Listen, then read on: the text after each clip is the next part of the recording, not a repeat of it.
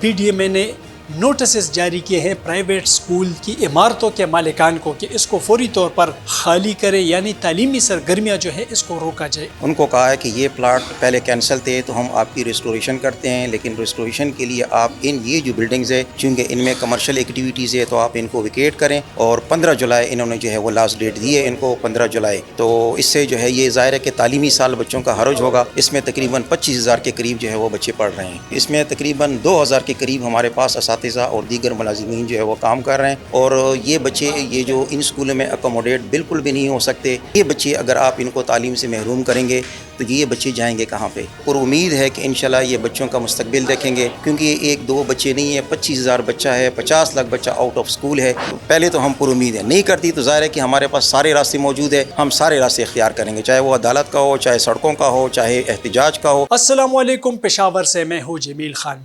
حیات آباد پشاور کا علاقہ ہے، وہاں پہ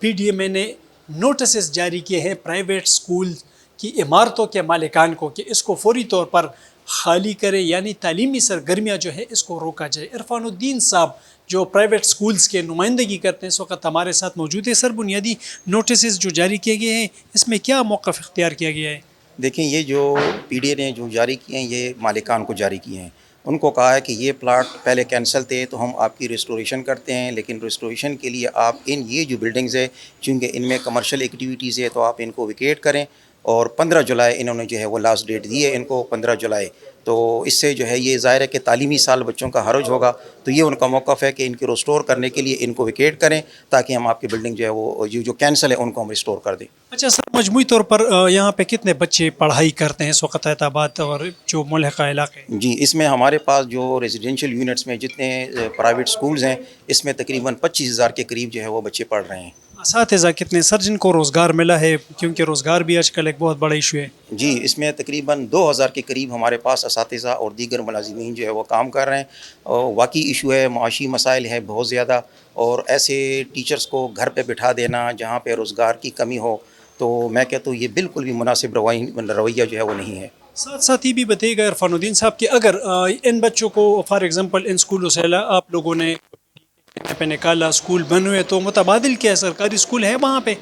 بالکل متبادل اسکول جو ہے وہ نہیں ہے، کیونکہ جو گورنمنٹ اسکول ہے وہ 5-6 ادارے ہیں، اور جو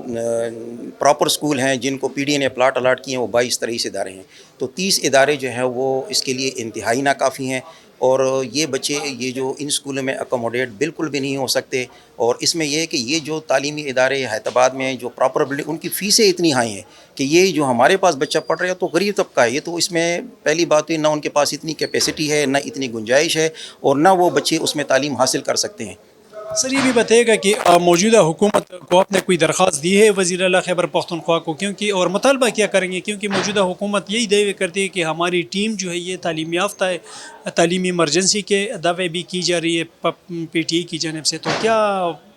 کہہ رہی ہو؟ بالکل جی، ہم نے اپلیکیشن جو ہے کیا باقاعدہ خطوط لکھے ہیں، وزیر اعلیٰ صاحب کو بھی لکھا ہے، مینا خان افریدی صاحب کو بھی لکھا ہے جو لوکل گورنمنٹ منسٹر ہیں، سب کو ہم نے خطوط لکھے ہیں، لیکن ابھی تک تاحال انہوں نے اس کا کوئی جواب نہیں دیا۔ اسی لیے آج ہماری جو ہے وہ پریس کانفرنس بھی ہے، اسی کے تھرو ہم جو حکام بالا ہے اپنی آواز ان تک پہنچانا چاہتے ہیں کہ یہ بچے اگر آپ ان کو تعلیم سے محروم کریں گے تو یہ بچے جائیں گے کہاں پہ؟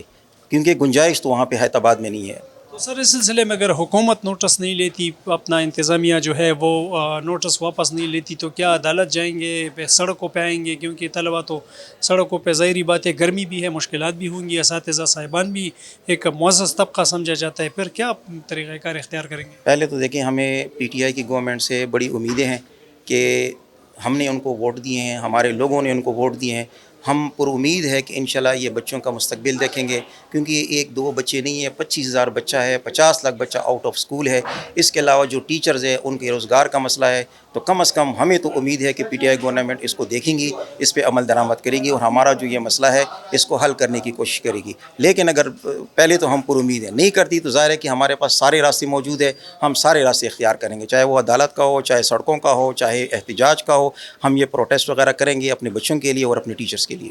25,000 بچوں کے تعلیمی مستقبل کا سوال ہے، اگر اس کو